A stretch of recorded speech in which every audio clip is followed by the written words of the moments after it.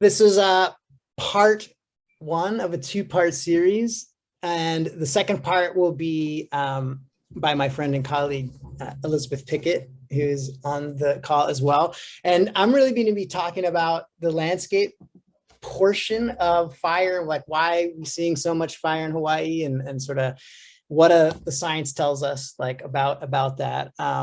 And it's pretty simple story, pretty intuitive, and I'm sure it's probably pretty familiar to folks on the call here.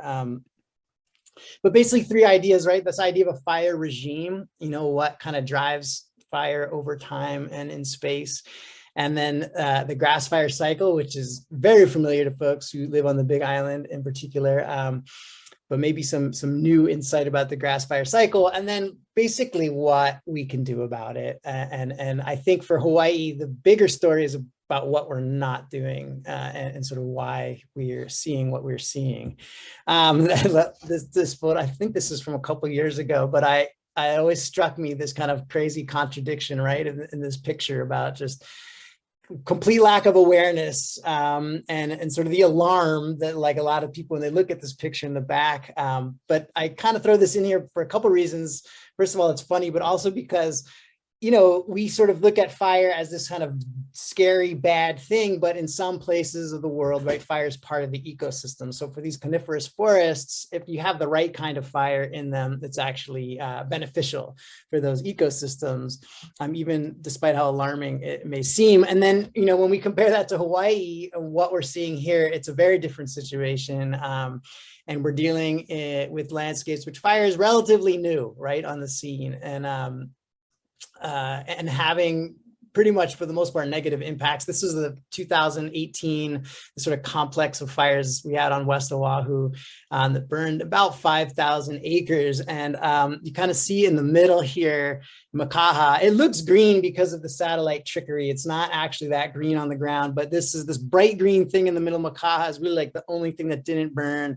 And again, it's like our version of that first picture, right? So like, again, these sort of contradictions always, well, I wish they were more amusing than they are serious, but the fact of the matter is, if we don't want these landscapes to burn, we can do things about it to make it so they don't burn. Like the golf course is not burning in this picture, but the whole mountain around it is burning, threatening homes and threatening forests, right? So what the heck are we doing?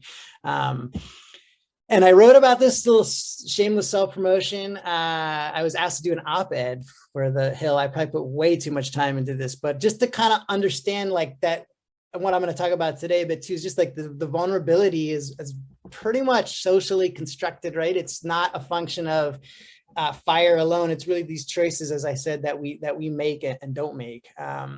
So fire scientists love triangles. There's the fire behavior triangle is one, some may be more familiar to people, but this idea of how the factors affect how fire moves over the landscape, right? So this kind of, high winds, for example, low relative humidity, drier conditions, right, is going to make these fires burn more intensely, versus the fire regime is more these larger and longer term factors that affect like where fires recur, right? So this is what we derive from like patterns and recurrent patterns of burning on the landscape. And it's sort of analogous, right? We've got climate, the right kind of vegetation and an ignition source.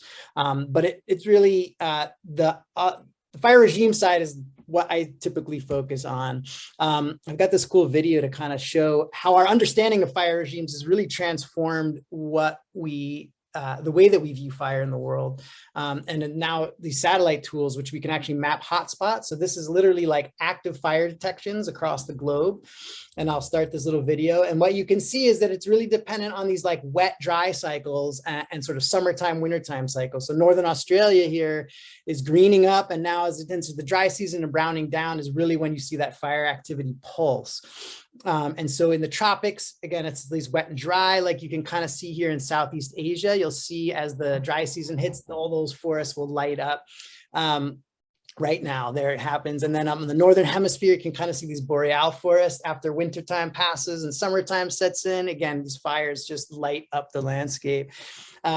Africa is kind of a classic example where you get the sort of alternating wet, dry seasons on either side of the equator. And the minute that dry season sets in, the whole landscape's lighting up. thing to take home of this is that almost all of these fires are started by people. Almost all of them have purpose. Usually they're clearing land for agriculture or grazing, using it to improve grazing lands, to get rid of bugs, using it for hunting to access areas, right? So this fire is a tool is kind of the theme globally. Similar pattern happens in the Cerrado, the savannas of Brazil, and northern South America up there. You can see, I mean, it's just wet, dry cycles kind of drive these patterns. And then similar sort of wintertime, summertime dynamics in the US and actually in the Southeast. The big fire season is the spring, right? Because all the leaves drop off the trees, and before everything kind of cures out, the minute that those leaves drop is when the fire season starts there. Anyway, so I think the other take home message from this is actually that like fire suppression is not an option, right? We can't put all these fires out. We just don't have the capacity to do it. And it's really beyond what we're capable of. So understanding that, I think, really sets us up to really think about what we can do, which is another value of thinking about fire regimes. And so what's happening in the Pacific, this is a story that I think also many of you are probably quite familiar with, but basically ignitions are changing, and that's tied to population. To give you a sense of that, you know, we have about 600 ignitions per year on Oahu versus about 100 or less on Kauai. Big Island's probably around 150 to 200, right? So it's just exact a relationship. The bigger your population, the more ignitions you have. Almost all of our fires are caused by people, apart from active lava flows and the very rare lightning strikes that you actually do see on the Big Island. And then this vegetation, the big changes that we're seeing, and this is across the Pacific, is we've got very extensive areas of grasslands or savannas. So, right, this is like open vegetation, right? Low stature, lots of grasses. And of course, grasses burn much more easily than trees. And so these have been changing over time, expanding in cover, expanding in extent. And I'll talk a little bit about how much so in Hawaii in a second. And then climate. And a lot of the challenges we see in Hawaii is because so much of our tools to predict fire risks that come from the continental system are based on drought alone. But what we have in Hawaii is the double punch, where you have these big rainfall events like we just got, and they'll combine with those grasslands are just accumulating biomass. They're growing like bonkers. And then all of a sudden that sets us up now for the next drought we hit or the next dry season comes, and we're kind of primed for fires. So this sort of wet, dry cycle is really what drives fire risk combined together in Hawaii. And then it's intensified by El Nino. That's across the Pacific. We see actually above average rainfall in the summer and below average rainfall in the winter. During El Nino events. And why we care, I think this is very obvious to everybody, but it's kind of these two things, right? Most folks, probably your average person on the street, is concerned about fire threat, right? So is this thing going to burn down my house, hurt my family or myself? And then this idea of fire effects, right? So what change does it kind of bring about on the landscape? And again, this can be positive or negative. If we're talking like, you know, temperate pine forest, like fire effects can be beneficial. But typically, as in this picture, this is from the Mauna Kea fire in 2010. Very negative effects. This is all of those little white dots across the landscape are burnt up Nayo and Mamane trees, right? So we're seeing these dramatic changes in a single event, destroying a forest, and we probably won't see recover, at least in our lifetime. So in Hawaii, again, these effects are for the most part negative. The other cool thing you can do with the fire regime is actually figure out how to intervene and anticipate changes in risk. And so you can use these factors and actual fire histories. This is one of the things I've been sort of banging my head against the wall for a couple of years, trying to use that to actually predict spatial patterns and seasonal patterns of fire risk across the state. And so this is literally like way hot off the presses, this little fire probability map that's running there, showing how fire risk changes over the course of the year. And then we can also use these to kind of understand what we can do about it directly. So really targeting ignitions through public outreach, like this Wildfire and Drought Lookout campaign that Hawaii Wildfire guys really got off the ground with a whole bunch of agencies supporting it. And then within that is like, how do you reduce ignitions, but also how do you actually manage vegetation around your house or on the bigger landscape to reduce risk? So vegetation is really the only thing directly that we can control, right? So if we sort of convert grasslands to something less flammable, mowing fuel breaks, grazing, all these things that we can do to kind of reduce the amount of vegetation that's there to burn. And then thinking about that historically, we can start understanding changes in Hawaii. One of the benefits in Hawaii is we do actually have a long history of tracking fires and monitoring fires. And this is something that I found out when I started this job about 10 years ago.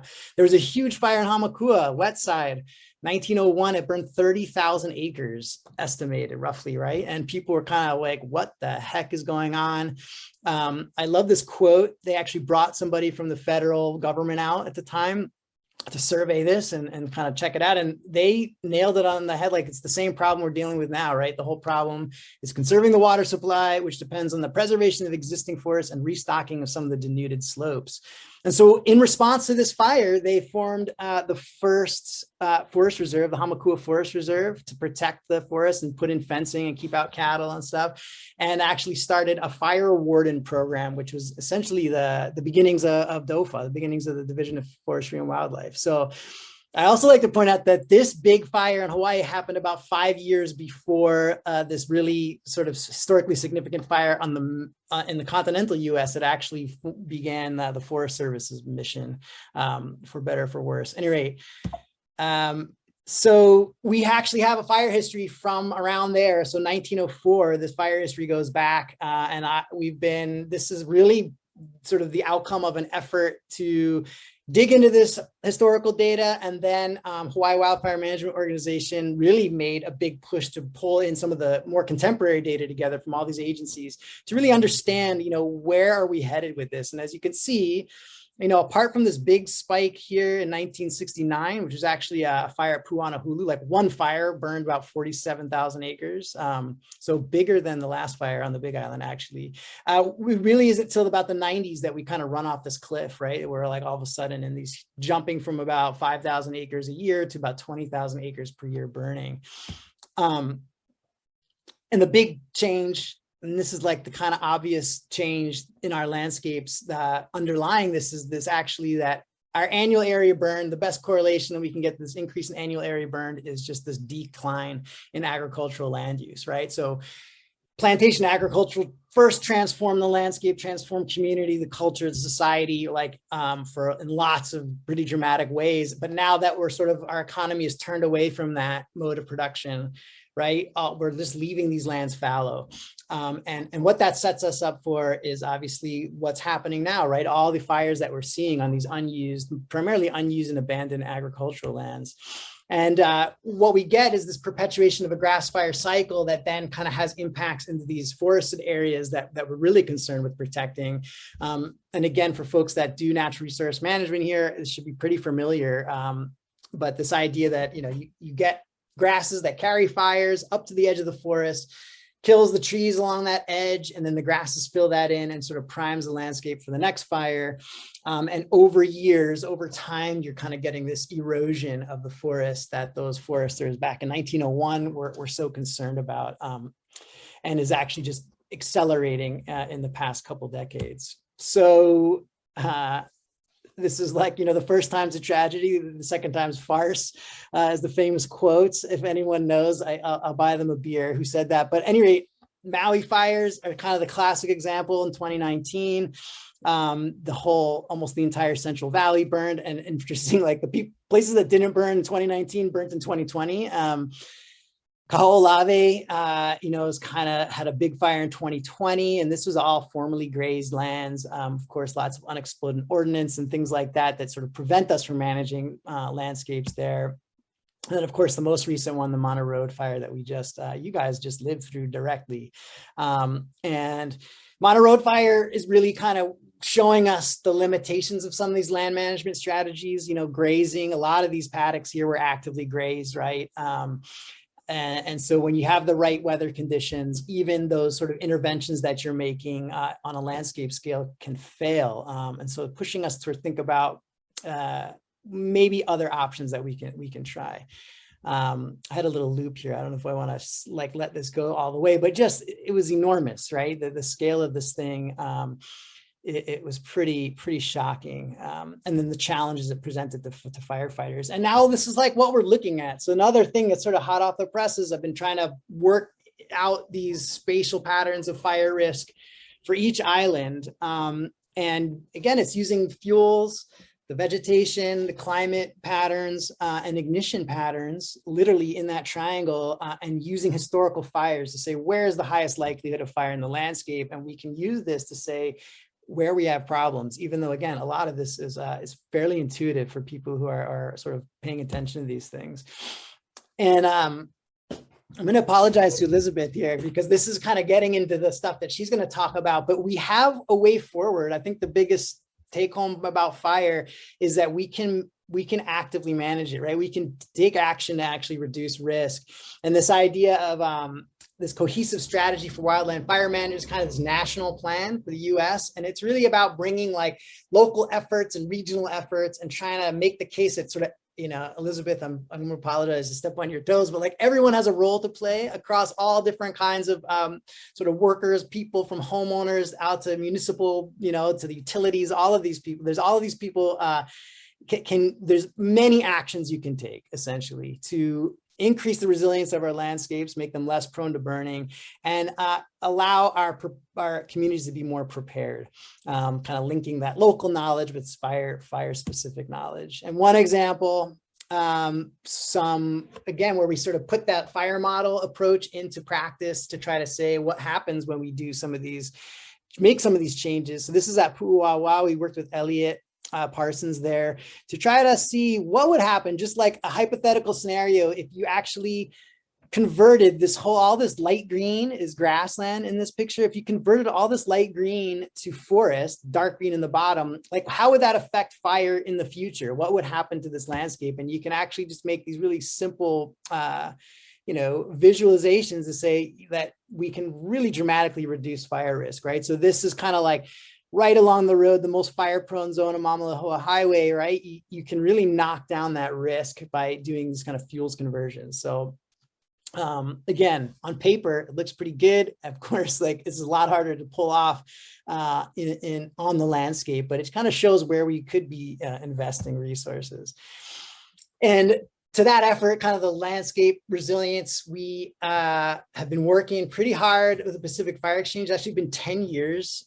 We've been doing this is trying to make these resources available so people can kind of assess risk, and they can we can talk about what ways which we can reduce risk, and really trying to make the science applicable, useful for people who are making decisions and taking action on the ground. And so you can visit pacificfireexchange.org if you're interested to see what kinds of resources we have there.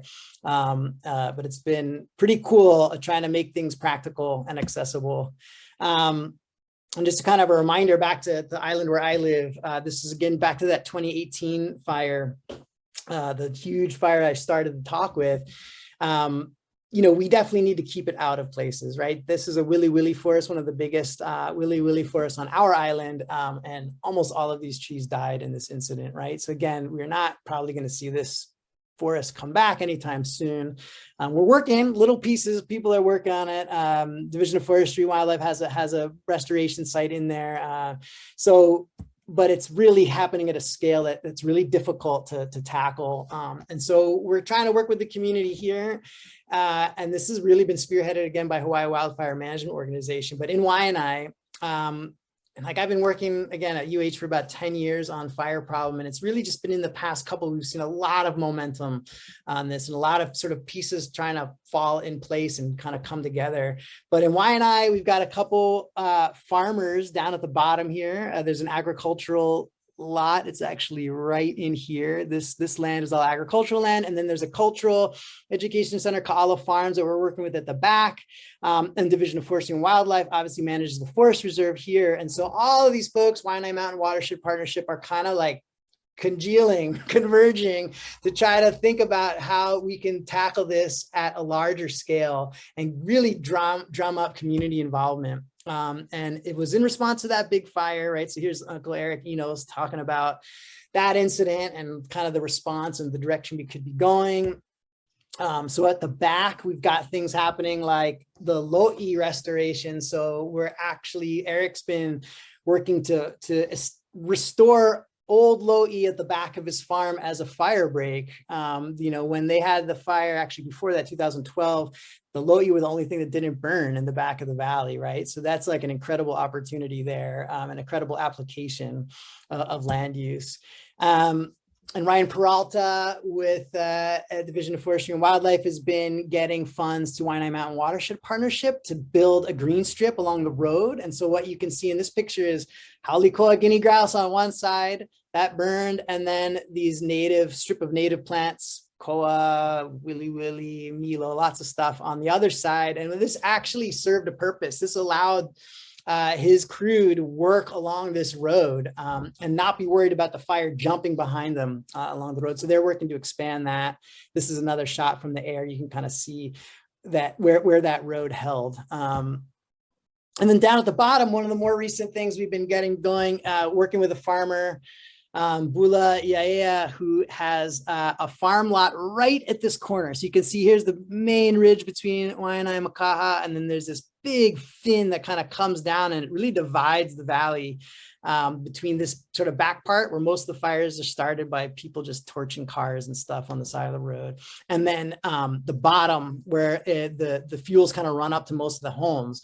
And so after the 2018 fires, Bula went from aquaculture to sheep. He's still doing aquaculture, but he's like, I got to do something about this. And I'm in this pinch point. He worked with the fire department for like 25 years. So he's really well aware of the issues there and the challenges. And so he's got sheep grazing. And so what we're trying to do is get that sort of grazed break to connect all the way up to that big ridge. So we've got a couple fenced paddocks that we've kind of been restoring, and he's playing around with electric fencing to sort of move his little mob of sheep up and down to get those fuels knocked down. So it's like I said, it's like small steps.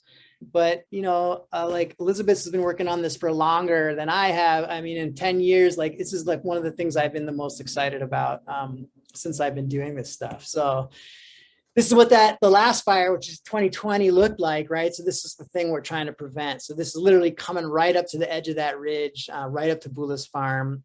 It was pretty crazy timing. We had just done a workshop with the CTAR Agricultural Extension folks with the farmers there, and we had all got in touch and we're visiting farms and talking about risk reduction. And then this fire started and the text chain went out amongst all those farmers, and Bula was able to get up to his farm and let the fire department get up there and actually stop this fire from jumping through and burning down to the lower valley. So it's just, again, you get people engaged, right place, the right time, and you can make change on the ground. So it's pretty exciting. And then I've been shifting gears lately. So just kind of close this up. I've been trying to shift gears. I'm not getting out of fire, but I'm trying to shift my focus more towards ecosystem restoration and conservation. So I have taken kind of a new appointment, same department, same institution, Mānoa, but kind of trying to tackle all of the problems instead of just fire. And so this is a little plug for that program. If anyone is interested in talking story about that, helping people help ecosystems. And so Melissa Coons is actually in this photo right here. I just hired her to help me out on this. And one of our projects that we're actually diving into is we're going to involve South Kohala Coastal Partnership. So this idea of getting these models, these ecosystem service models that me and my colleagues here listed at the bottom, Dr. Leah Bremer and Tamara Tickton and Jade Delaveau, have been trying to get these models that where we can estimate fire risk, for example, water yield. And then Jade's been really diving into how we can measure sediment delivery and link that to coastal or marine habitat quality. And how do we make these relevant so that we can reflect the outcomes that you all want to see in your watersheds, right? So these projects where you're actually making action, taking action, we want to get it so these models can reflect that and actually inform decision-making for all of these projects, be it from the scale of like, we want to raise funds to show the value of this, to actually helping us decide where to intervene, right? So that's kind of the idea. Yeah, just a little teaser, because I'm hoping to link up with Blair et al. Soon and get that off the ground. So thanks for sticking it out. And yeah, if there's any questions, I'm happy to take any, although I think you guys have all heard me give this spiel before. So I have a question or conversation starter, but I just wanted to thank you for that excellent presentation. You are a natural storyteller, Clay. That was a great thanks. Appreciate it. So my comment or question or whatever it is, I had a colleague recently. I work on the clean water strategy team in the South Kohala Coastal Partnership alongside Blair, and we were talking with communities that are interested in upgrading their wastewater treatment, and we were encouraging them, trying to go for that kind of gold standard of using reclaimed wastewater for irrigation. And colleague was mentioning, like, could this, or the hope of, could the treated wastewater be used to create a living fuel break, and like a green fuel break? And that was the first time it kind of blew my mind a little bit. I mean, I've definitely helped weed whack fuel breaks at Pu'uanahulu, and I've been really excited when like grazing, like concentrated grazing, can help with fuel breaks. I like had a hard time wrapping my head around a living fuel break. So I'm like, well, isn't that increasing fire load? And I felt irrigated maybe, but would it work? Like, I don't know. And then I saw in your presentation, you had that example of the green swath along the road and how that helped them in the response to a fire. So I guess I just wanted to dig deeper on that, like, and the connection of like, you know, the wastewater issues and all of the clean water issues that we're working on, and could like one man's trash be another one's treasure when it comes to protecting communities and fuel breaks? So, yeah, I think it's kind of the $1 million question. Everybody, like, I think have been weed whacking long enough and are spraying, you know, for long enough, is really interested in this idea. And you know, the best evidence is sort of anecdotal at this point, but well, there's a couple lines that sort of converge to say that it's effective. The first conceptual thing is that like most of our problem with fire is grass, right? And the beautiful thing of most of these grass species, there's a couple things that don't behave this way, but most of them don't respond well to shade. So another term for this is shaded fuel breaks too, that gets used. And so this idea that you can actually like shade out grasses with canopy cover is pretty enticing. And actually where you can see this really work well is if you get out into the Western Pacific, islands like Palau and Yap, and they're not breaks that they're actually doing this. They are also planting green strips, but in their experience, they have these really dense closed canopy forests. They're not like our native forests, which are kind of more open canopy. They just have these tall, thick canopy cover. And I've seen fires burn right up to the edge of these forests and just go out, right? So we've got a lot of sort of proof that under the right conditions, right? I mean, if it's really intense drought, it can damage and kill trees, but that actually can work. And then most of the kind of better descriptions of this come from actually China, where they're actually planting like thousands of kilometers worth of green strips, fire breaks. So they find these trees that, again, that they plant high density, they form really thick, dense canopies, and it can work. I actually worked on a tree species for my PhD in these savannas in Australia. And what we were showing, well, what I showed through my work there was that if you get a dense enough canopy cover with these trees can actually form these groves that exclude fire, and they'll kind of expand out over time, right? So it's totally possible. I think the challenge is you got to keep the fire out in the meantime, right? You got to like protect those trees you're putting in the ground and kind of let that canopy cover develop. But yeah, I think it's totally, especially if you can irrigate, my gosh, you're laughing, right? Like it's possible. It's totally possible. Yeah, and thinking about like scaling up watershed restoration, like could it, you know, these like kind of, yeah, could the reclaimed wastewater help with living fuel breaks that could also help with restoring the forest and providing water to areas that are really lacking in that irrigation to get those forests started. So yeah, I mean, yeah, you can thanks. see it in that Elizabeth other, has some thought too. the last fire to the Mānoa Road fire from satellite images. You can see where some of these tree windbreaks and things were planted that, you know, the fire burnt around them in places, you know, so it's totally doable. And I think it's, you know, given the last fire, the sort of circumstances that it ripped through all these grazed paddocks and whatnot, I think more and more people are kind of thinking about as a longer term solution. So yeah, and Clay, if you don't mind, I could add, you know, if we're thinking about just fuels conversion in general, anything that takes something that's super fire prone and the fire is moving across it and it hits something that's less fire prone slows down the burning, and it provides an opportunity for firefighting to happen, for people to get in there and address the fire because it's not moving so quickly. So where it's wet, where it's manicured, where there's access, all those things kind of play into also the firefighting effort. It's not just flame spreading, but there's also there's a response, a human response to those flames spreading. So anything that buys us time to get in there and get the fire suppressed is really helpful. So if it's blocking wind, if it's wet and hydrated, if it's a different kind of species that's going to burn slower, or if the structure of what's growing there is different than just plain contiguous grass where the fire's ripping through without interruption, all of those things make a difference. So we're kind of thinking about all those things as we're trying to change what's going to happen as the fire is burning across the landscape. And so when it's shaded, when it's some different species growing that have a higher ignition point, et cetera, all of that stuff serves the purpose of mitigation. yeah, and even like you think about these as lines, but the other, like a lot of research in Australia shows that fire intensity and speed is actually a function of the length and width of the front, the fire front that's coming through. My daughter just came in to say, give me a hug. And there you can just breaking up that continuity, like planting little like islands in there can actually slow that fire front because you don't have this big, long connected front ripping through. Clay So, or Elizabeth, have you heard anything about naupaka? It's like the ability to use that as living fire break, or is that like not? The tricky part with naupaka is all that the leaf droppage underneath, it gets all matted with leaves. And so we're always running into that with our coastal communities who have naupaka growing, which it's kind of like a succulent. So it definitely is way more hydrated. It maintains more moisture.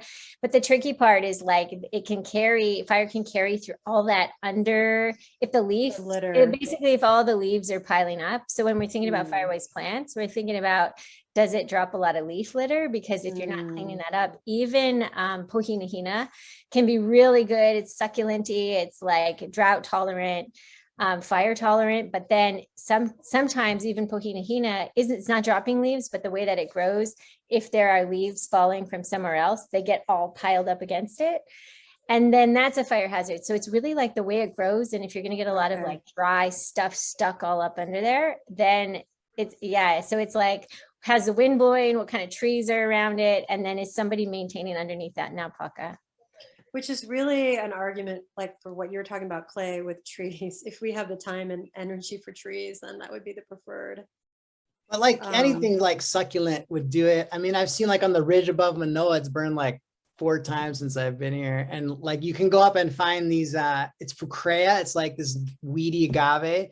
And that just is up there and it just doesn't burn. You know, that stuff doesn't burn. So you know, it's not like planted strategically at all, but you could use different kind of stuff. And I think one of the most exciting things about the green strips to me is just people thinking like, it doesn't have to even be native, right? We don't need to be restricted to that. We can try whatever works. So a lot of people try and ground cover. So like Aveo Veo is another one that some people have been playing with. And you know, it's, again, if it's dry and you're not really managing the fuels next to it, it's going to probably get torched. But yeah, so that's the other thing, is thinking about what's running up into those trees. And so, you know, a lot of people who are familiar with fire thinking about ladder fuels. So if it's like grass, shrub, tree, that's kind of not what we want to do. We want separation. We don't want something that can get the fire straight up into the canopy, whatever kind of tree it is. So a lot of it is about the arrangement of things as well. And I was going to mention, Clay, that, you know, even some of the Firewise communities, when they were thinking through of their long-term future, it's not exactly shaded or green field breaks. They're thinking things like community gardens and orchards, so that it's like a maintained space that has some totally. I mean, some maintenance. It's like convert it to something other than grass and make sure it's maintained in some way. Maybe it has multiple uses or value added, but thinking about like long-term sustained strategies instead of just weed whacking or whatever Fiji, else. they're doing pineapple rows. You know, Brazil as well, they do that. You know, one of the things, like one of the farmers we were working with in Waiʻi just does, they want to do bananas, just like do a huge row irrigated bananas. And again, the Board of Water Supply here, Amy Sunayoshi has been working on her, she got torched, unfortunately, but they've been, they're back at it again. But she's like trying to incorporate food plants that people would value. Because the other side of that is, when you put something in that you like actually care about, people will go and take care of it, right? So yeah, I'm like really fascinated of like where it's worked, like which species they used and who's like how they are doing the maintenance. And I see that being like that incentive, right? Like if you have a row of bananas or pineapples that you're harvesting from, then the maintenance will be happening versus something you like put out and forget about, and then it becomes its own fire. Yeah, it's all really anecdotal. I can just say the one place that's part of it best characterized are these sort of forest belts, they call them in China. But those are they're not stuff that grows here, unfortunately. Yeah. But they're even like, they're trying like inoculating like with fungi and stuff in the understory so that it breaks down the litter layer. Like they're way ahead of it on that. Cool. On that. Yeah. I see Scott also had a question in the chat. Sorry to hog so much time. Thank you for your answers though. That was fascinating. No worries. So yeah, Scott asked, as far as ignition, do you feel there is much traction potential as far as when welding or other potential unintended fire ignition sources that are critical in the field when fencing? Yeah, it's a good question. I mean, there's a bunch of fires that have started with weed whackers, welding for sure. And actually, was it in 2018, while Oahu was burning, I think on day 2 of that fire, the big fire that burned, a Keoho Ranch fire happened on Big Island, where they had actually done spraying of grass. And it was like the next day, so you had all this dead grass on the ground, and they were doing, I don't know if it was welding or weed whacking, but an engine, they sparked the fire there, and then that sort of burnt 3,000 acres. Really nice native forest there. A lot of which had actually burned previously in the 70s, a lot of the koa that was there. So yeah, you can definitely, part of the outreach stuff, it does involve like when and when not to use machinery, you know, using spark arresters, that kind of stuff. Yeah, and even we now have a all county fire department wildland fire council, and one of the first priorities is working on shared messaging for hot works. Yeah. And especially recognizing that it's not just like hot works, like welders at their shops and around their homes, but also in the field, sort of best practices, go, no go days for when it's appropriate and when it's not. And some of that is going to be dependent on some of Clay's work, which is like real-time place-based fire danger rating system. You know, that's like our dream, so that we could make those calls accordingly. But we do have some sense of fire danger, and we have some tools to use to monitor that. And I think more and more as we can start actually doing that due diligence and being aware of fire and making those calls about how we do our field work and when we do our hot work activities, I think that's kind of like the near future of where we want to get to. I think like 75% of the ignitions are like deemed accidental, right? So you like kind of interpret that as being preventable potentially. 25% intentional is worrisome, but you know, that's like another animal. But if we remove 75% of the accidents, and a lot of them are from welding, weed whacking, things that spark vehicles, things like that. Yeah, catalytic. As a field guy, that's why I add that, is these are folks that deeply care about the land and deeply care about fire frailty and vulnerability, and to see so many go is not, my question is not to put it on folks fencing. It's, can we generate funding to support their efforts with equipment that could help avoid those incidences, because they're so common. They're really common. And I mean, even some of our partners who have lots of field crews, they've even expressed like, yeah, we've had some close calls. Good thing we had our fire extinguishers in the truck, or we didn't and it caused a problem, and then it had to be, you know, it had to be suppressed by the fire department, et cetera. And that's where, if we built into our practices tracking fire danger in a, you know, and having some activities that we call off, or even, I mean, we're across the board, this discussion about, you know, limiting access. And then when it comes during certain fire danger times or at some threshold. And similarly, we're working toward, how do we work with our large landowners and our land managers to determine what those thresholds might be for some of their like maintenance and construction activities. That's what I'm getting at, is the private folks. And these Yeah, are major issues that should not be put on their shoulders, but can we help, you know? And I think it's big. Awareness is a big deal. First of all, that is something to remember when you're going out in the field. And second, here are some safeguards and best practices. And then third, even if it's like an island-wide or a county-wide, regional, whatever, all the civil defense messages, if we could get in there, today's not the day to be doing your sparking activities.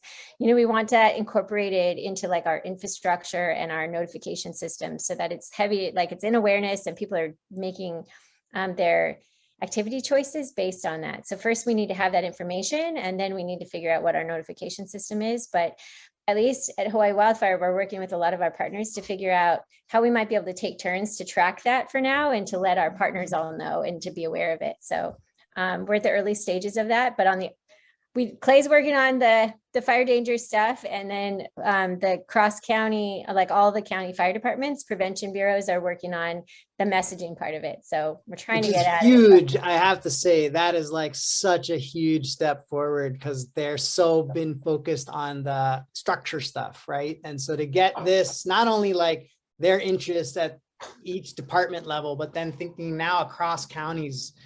This is really a recent thing that Elizabeth has been, you know, pushing forward and finally getting them all together. It's been pretty cool.